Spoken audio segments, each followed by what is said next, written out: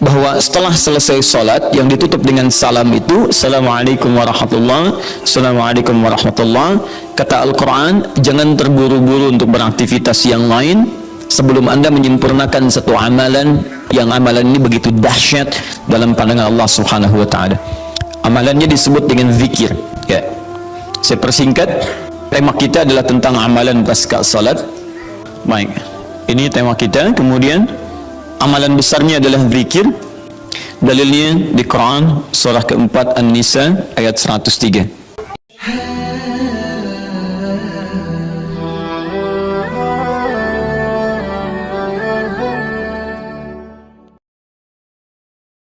Bismillahirrahmanirrahim. Assalamualaikum warahmatullahi wabarakatuh. Alhamdulillahirabbil alamin. Allahumma shalli ala sayyidina Muhammad wa ala ali sayyidina Muhammad. Tidak lupa saya doakan kepada saudara semua dimanapun berada yang sedang menonton video ini, semoga Allah Subhanahu wa Ta'ala senantiasa memberikan kesehatan, keafiatan, dipanjangkan umur, dimurahkan rezeki, dimudahkan segala urusannya oleh Allah Subhanahu wa Ta'ala. Amin ya rabbal alamin. Sahabat channel Lafaz Zikir yang dirahmati Allah, pada kesempatan yang mulia ini kembali kita akan mendengarkan tausiah yang disampaikan oleh guru kita, Ustadz Adi Hidayat.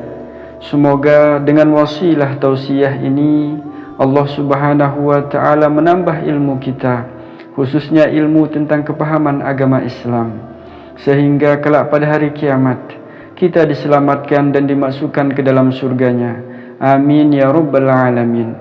Mari kita simak video tausiah ini hingga akhir. Semoga bermanfaat dan bisa kita amalkan. فَإِذَا قَضَيْتُمُ الصَّلَاةَ فَاذْكُرُوا اللَّهَ. Fokus. Maka jika anda telah tuntas mengerjakan salat, segeralah berzikir kepada Allah Subhanahu wa Ta'ala. Ingat, amalan pasca salat yang diutamakan apa? Zikir. Saya mau tunjukkan pada anda satu hal yang sangat mendesak. Kenapa amalan ini begitu sangat ditekankan oleh Al-Quran? Bahkan saking ditekankannya, kata Allah, perhatikan kalimatnya, qiyaman, baik itu sambil berdiri, wa qu'udan, ataupun anda punya kesempatan lebih lenggang duduk, wa 'ala junubikum, atau bahkan dalam keadaan anda sedang payah pun untuk duduk atau bahkan berdiri, boleh sambil berbaring. Perhatikan, saking pentingnya amalan zikir ini, itu Al-Quran seakan menghadirkan semua situasi untuk menggunakan amalan ini. Ya, bukan tidak ingin menoleransi, tapi ada sesuatu yang penting di sini. Saking pentingnya seakan-akan kalau dalam bahasa yang lain, tolong jangan tinggalkan ini. Ya, kalau anda memang buru-buru, harus langsung bangkit pasca sholat. Ada yang bahkan setelah salam subuh, Assalamualaikum, Assalamualaikum, saya harus kejar ke tempat pekerjaan, langsung mau berangkat. Nah, terburu-burunya anda untuk mengejar pekerjaan itu tidak menghalangi anda untuk berpikir. Kalau bisa sambil jalan pun pikir aja, ayo lakukan, kerjakan amalan ini. Kalau anda senggang, duduk dengan tenang, lakukan. Kalau amalan ini tidak penting, mustahil anda diminta untuk mengerjakannya, sekalipun dalam pekerjaan yang sifatnya darurat anda mesti lakukan. Paham sampai sini? Baik, nah nanti kita akan lihat apa rahasianya amalan-amalan ini, zikir ini. Kemudian kita nanti akan urutkan seperti pertemuan lalu telah saya turunkan beberapa bagian-bagiannya. Nanti kita akan gali apa esensi dan rahasia di balik kalimat-kalimat zikir yang kita sampaikan itu. Baik, saya percepat. Zikir seperti pertemuan lalu adalah setiap aktivitas yang mampu mengingatkan dan mendekatkan kita dengan Allah Subhanahu wa Ta'ala. Jadi ada dua nih. Satu ingat, kedua dekat. Awas, ini selalu menyatu, terkait berkelindan, tidak akan pernah berpisah. Di orang yang ingat Allah pasti memiliki kedekatan dengan Allah. Jelas ya? Baik, jadi kalau cuma ingat tidak membuat dia dekat, ini bermasalah. Ketika seseorang ingat pada Allah, hubungannya menjadi dekat dengan Allah. Ketika menjadi dekat, maka dia akan dipelihara oleh Allah Subhanahu wa Ta'ala. Dipelihara dari maksiat dan segala yang menyulitkan dia dalam kehidupannya. Makanya mustahil ada orang berzikir tapi berbuat maksiat kepada Allah. Apa nih? Meleknya akhir TV. Jangan, itu bir. Oh, pakai bismillah dulu lah, mungkin berkurang dosanya dikit. Enggak bisa. Jadi tidak akan bersanding taat dengan maksiat. Anda ingat Allah, mustahil berbuat maksiat. Ya, maaf, seorang karyawan yang ingat Allah tidak akan bermaksiat dalam pekerjaannya. Seorang ibu istri yang ingat Allah tidak akan bermaksiat dalam rumah tangganya. Seorang anak yang ingat Allah tidak akan pernah bermaksiat dalam kehidupannya. Maka dari itu nanti kita akan lihat puncak zikir apakah hanya dalam pasca salat saja atau dalam aktivitas yang lainnya. Maka yang pertama, ini akan membantu mengingatkan dia kepada Allah. Yang kedua, membuat hubungannya dekat dengan Allah Subhanahu wa taala. Nah, amalan ini ada setidaknya 6 sampai 7 amalan. Hari ini saya janjikan untuk mengurutkan amalan-amalan ini. Ya, saya ingin tes dulu apakah Bapak Ibu masih ingat atau tidak. Satu apa? Istighfar. Apa dalilnya? Cepat saja, kalau tidak tahu katakan apa? Allahu a'lam. Baik, masih ingat? Saya sebutkan kemarin hadis Nabi di riwayat Muslim, hadis 591. Masih ingat? Baik, ini ada istighfar. Baik, yang kedua apa? Allahu a'lam. Enggak ada, Bu. Allahu a'lam. Baik. Assalamualaikum warahmatullahi wabarakatuh. Assalamualaikum warahmatullahi wabarakatuh. Astagfirullah, astagfirullah, astagfirullah. Allahu a'lam, Allahu a'lam, Allahu a'lam. Enggak ada. Baik. Baik, kita lihat ini istighfar atau masuk kepada kalimat thayyibah. Dalilnya Quran surah keempat ayat 103, kan? Kemudian yang kedua, bisa juga bacaan Al-Quran. Baik, Quran surah ke-15 dalilnya ayat ke-9. Ya inna nahnu nazzalna dzikra. Kami telah turunkan Al-Quran sebagai zikir. Jadi kalau Anda baca Al-Quran, itu Anda sedang berzikir. Kemudian bisa juga hafalan Al-Quran. Anda menghafal misalnya. Misal Anda tidak membaca, tapi selesai salat Anda membacakan ayat-ayat Quran sebagai hafalan. Ada ayat kursi misalnya, ada 3 surah yang terakhir, ada kemudian ayat pertama sampai 5 misalnya, Al-Baqarah, ya ada ayat-ayat yang lainnya, hafalan misalnya. Begitu Anda bacakan, Anda sedang berzikir. Dalilnya Quran surah ke-54, ayat 17, ayat ke-22, ayat 32, ayat ke-40. Ketika Allah menyebut para penghafal Quran, menyebutnya dengan proses berzikir. Walaqad yassarnal Qur'ana lidzikri. Kami telah mudahkan Al-Quran sebagai zikir. Ya, hafalan di sini zikir. Untuk dihafal, untuk berzikir. Jadi kalau Anda pasca salat kemudian membaca ayat-ayat Quran dalam hafalan bukan menggunakan mushaf, maka Anda sedang berzikir kepada Allah Subhanahu wa taala. Dan nilainya 4 kali lebih banyak dibandingkan dengan yang membaca. Doa. Doa kita juga sebagai zikir. Ya, Quran surah ke-7 misal dalilnya ayat 205. Wadhkur rabbaka fi nafsika tadarruan wa khifatan wa dunal jahri minal qaul. Ketika Allah meminta kita berdoa, kalimat doanya dalam bahasa perintah menggunakan kata zikir. Wadhkur rabbaka. Ayo minta, berdoa, sebut zikir kepada Rabbmu dalam dirimu dengan perasaan penuh harap, penuh ketawaduan. Minta kepada Allah. Di ketika Anda diminta untuk memohon berdoa kepada Allah, kalimat doa itu menggunakan zikir. Jadi ketika Anda sedang berdoa, Anda sedang berzikir. Bukankah saat berdoa Anda ingat kepada Allah? Bukankah saat berdoa keadaan Anda menjadi lebih dekat dengan Allah? Nanti kita akan lihat doa apa yang biasa dibaca Nabi pasca salat dan seperti apa cara memohonnya. Ada rahasianya. Anda tidak menggunakan ini sangat disayangkan. Anda kehilangan momentum, dipercepat untuk memudahkan seluruh proses kehidupan Anda. 5. Masih ingat? Salat. Nanti ada lagi amalan. Pasca salat ada salat. Di begitu selesai assalamualaikum, assalamualaikum, kapan kemudian ini kita mesti tunaikan salat yang ini? Dan ada rahasianya juga. Bahkan salat yang ini boleh jadi akan memberikan syafaat dengan izin Allah kepada hamba-hamba yang dirasakan kurang amalnya. Karena ketika amalan-amalan fardu tidak bisa menolong Anda dari proyek akhirat yang telah Anda cita-citakan untuk masuk surga itu, maka yang akan dicari pertama kali diantaranya adalah amalan yang ini. Maka Anda ketinggalan dari itu yang bisa membuat situasi tegang saat di akhirat. Hati-hati, Anda ketinggalan handphone, perasaan luar biasa sedihnya. Balik lagi ke An-Nur, dicari-cari lewat CCTV. Tapi Anda ketinggalan yang sunnah, kenapa tidak Anda buru kemudian? Tadi nggak sholat sunnah, besok lagi, Masya Allah, belum tentu besok dia hidup. Dalilnya Quran surah ke-20 ayat ke-14. Ya, innani anallahu la ilaha illa ana fa'budni wa aqimis salata lidzikri. Saya Allah, tidak ada Tuhan yang layak disembah kecuali saya. Sembah saya. Bagaimana cara nyembahnya? Tunaikan salat sebagai zikir kepada saya. 6. Memperbanyak menyebut Allah, menyebut nama Allah, atau juga dengan al-asma'ul husna. Dalilnya Quran surah kedua Al-Baqarah ayat 152. Fadhkuruni adzkurkum. Ayo cepat sebut nama saya, maka aku pun akan mengingatmu. Aku menyebutmu. Di orang yang selalu ingat Allah, nanti Allah akan ingat pada dia. Nanti saya kasih tahu rahasia yang paling besar.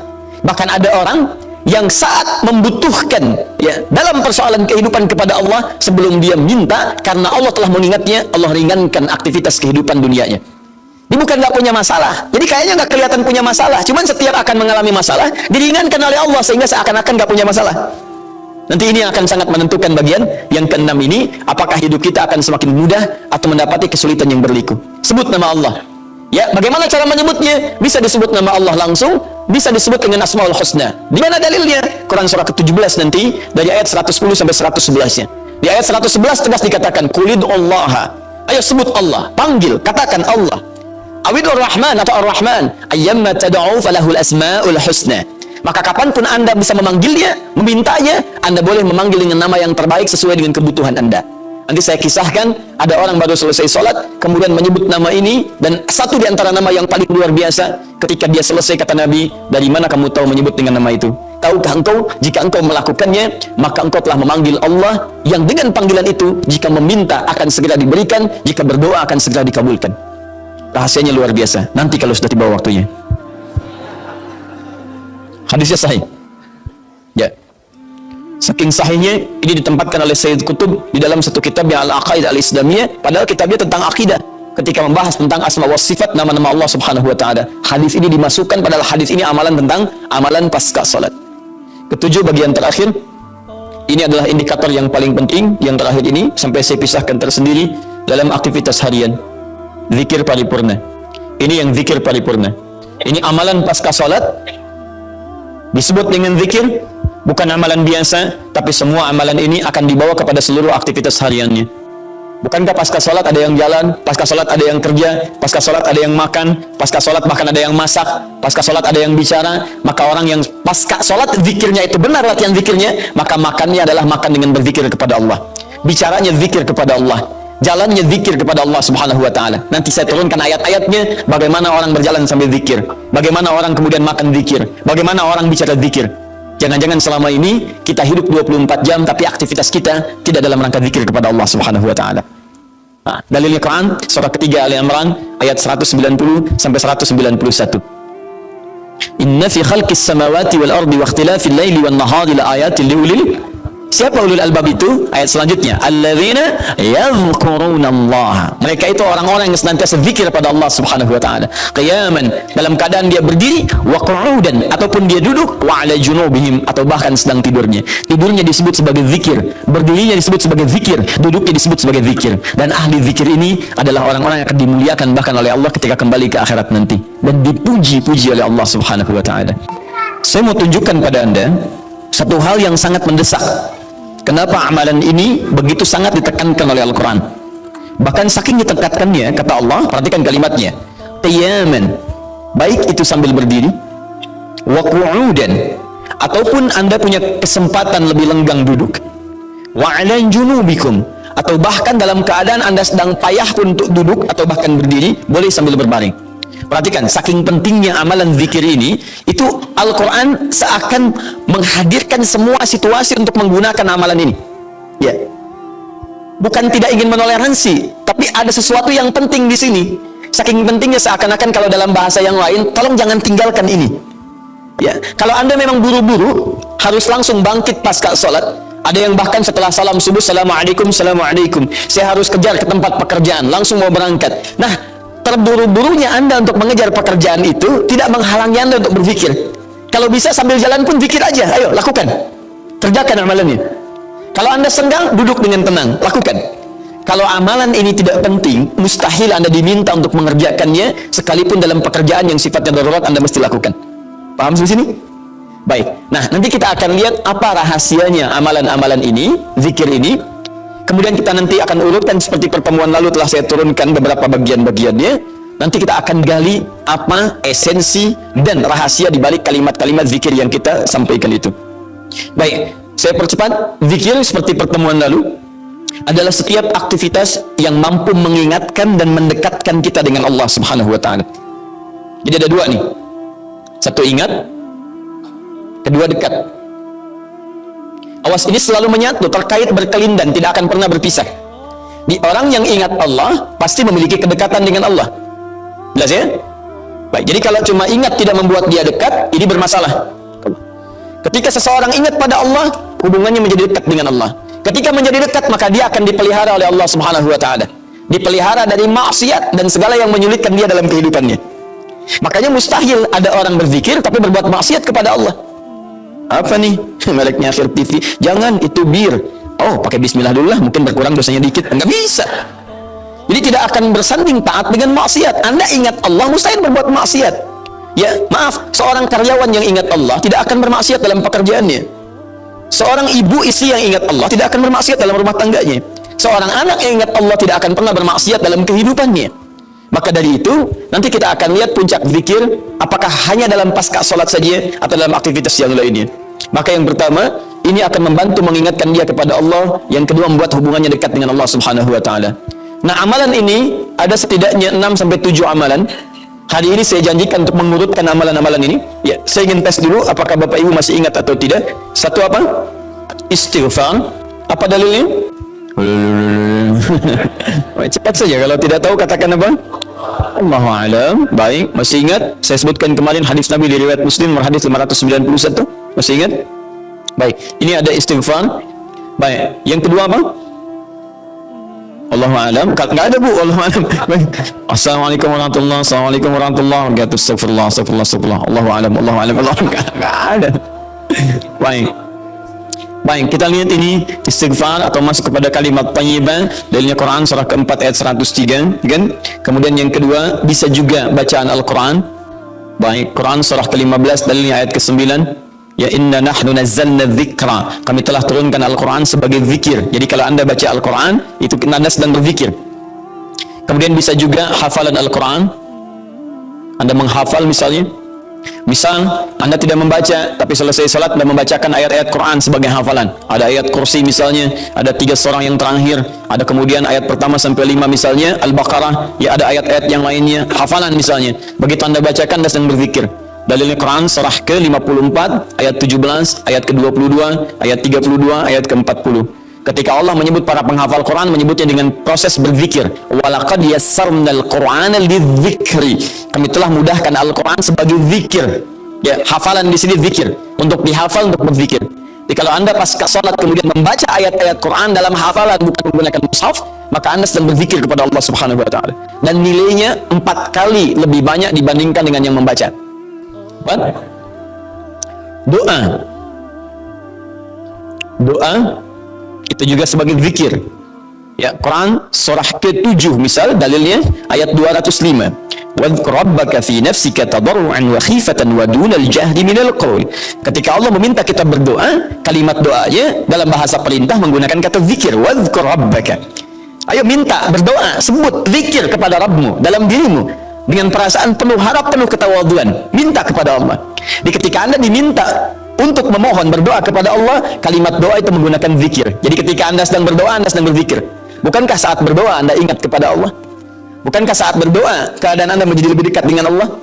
Nanti kita akan lihat doa apa yang biasa dibaca Nabi pasca sholat dan seperti apa cara memohonnya. Ada rahasianya. Anda tidak menggunakan ini, sangat disayangkan. Anda kehilangan momentum, dipercepat untuk memudahkan seluruh proses kehidupan Anda. 5. Masih ingat? Sholat. Nanti ada lagi amalan. Pasca salat ada salat. Di begitu selesai assalamualaikum, assalamualaikum, kapan kemudian ini kita mesti tunaikan salat yang ini? Dan ada rahasianya juga. Bahkan salat yang ini boleh jadi akan memberikan syafaat dengan izin Allah kepada hamba-hamba yang dirasakan kurang amalnya. Karena ketika amalan-amalan fardu tidak bisa menolong Anda dari proyek akhirat yang telah Anda cita-citakan untuk masuk surga itu, maka yang akan dicari pertama kali diantaranya adalah amalan yang ini. Maka Anda ketinggalan dari itu yang bisa membuat situasi tegang saat di akhirat. Hati-hati, Anda ketinggalan handphone, perasaan luar biasa sedihnya. Balik lagi ke An-Nur, dicari-cari lewat CCTV. Tapi Anda ketinggalan yang sunnah, kenapa tidak Anda buru kemudian? Tadi nggak sholat sunnah, besok lagi, Masya Allah, belum tentu besok dia hidup. Dalilnya Quran surah ke-20 ayat ke-14. Ya, innani anallahu la ilaha illa ana fa'budni wa aqimis salata lidzikri. Saya Allah, tidak ada Tuhan yang layak disembah kecuali saya. Sembah saya. Bagaimana cara nyembahnya? Tunaikan salat sebagai zikir kepada saya. 6. Memperbanyak menyebut Allah, menyebut nama Allah, atau juga dengan al-asma'ul husna. Dalilnya Quran surah kedua Al-Baqarah ayat 152. Fadhkuruni adzkurkum. Ayo cepat sebut nama saya, maka aku pun akan mengingatmu. Aku menyebutmu. Di orang yang selalu ingat Allah, nanti Allah akan ingat pada dia. Nanti saya kasih tahu rahasia yang paling besar. Bahkan ada orang yang saat membutuhkan ya dalam persoalan kehidupan kepada Allah, sebelum dia minta, karena Allah telah mengingatnya, Allah ringankan aktivitas kehidupan dunianya. bukan nggak punya masalah. Jadi kayaknya nggak kelihatan punya masalah. Cuman setiap akan mengalami masalah, diringankan oleh Allah sehingga seakan-akan nggak punya masalah.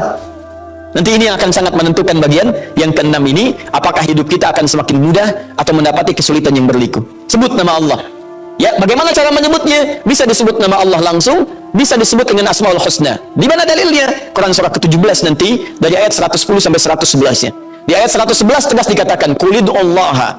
Ayo sebut Allah, panggil, katakan Allah. Awidur Rahman atau Ar-Rahman, ayyamma tad'u falahul asmaul husna. Maka kapanpun Anda bisa memanggilnya, memintanya, Anda boleh memanggil dengan nama yang terbaik sesuai dengan kebutuhan Anda. Nanti saya kisahkan, ada orang baru selesai sholat, kemudian menyebut nama ini, dan satu di antara nama yang paling luar biasa, ketika dia selesai kata Nabi, dari mana kamu tahu menyebut dengan nama itu? Tahukah engkau, jika engkau melakukannya, maka engkau telah memanggil Allah, yang dengan panggilan itu, jika meminta akan segera diberikan, jika berdoa akan segera dikabulkan. Rahasianya luar biasa, nanti kalau sudah tiba waktunya. Hadisnya sahih. Ya. Saking sahihnya, ini ditempatkan oleh Sayyid Qutb di dalam satu kitab yang Al-Aqaid Al-Islamiyah, padahal kitabnya tentang akidah. Ketika membahas tentang asma wa sifat nama-nama Allah Subhanahu wa taala. Hadis ini dimasukkan, padahal hadis ini amalan tentang amalan pasca salat. Ketujuh, bagian terakhir. Ini adalah indikator yang paling penting, yang terakhir ini sampai saya pisahkan tersendiri dalam aktivitas harian. Zikir paripurna. Ini yang zikir paripurna. Ini amalan pasca salat. Disebut dengan zikir, bukan amalan biasa, tapi semua amalan ini akan dibawa kepada seluruh aktivitas hariannya. Bukankah pasca sholat ada yang jalan, pasca sholat ada yang kerja, pasca sholat ada yang makan, pasca sholat bahkan ada yang masak, pasca sholat ada yang bicara? Maka orang yang pasca sholat zikirnya itu benar latihan zikirnya, maka makannya adalah makan dengan berzikir kepada Allah, bicaranya zikir kepada Allah, jalannya zikir kepada Allah Subhanahu wa taala. Nanti saya turunkan ayat-ayatnya, bagaimana orang berjalan sambil zikir, bagaimana orang kemudian makan zikir, bagaimana orang bicara zikir. Jangan-jangan selama ini kita hidup 24 jam tapi aktivitas kita tidak dalam rangka zikir kepada Allah Subhanahu wa taala.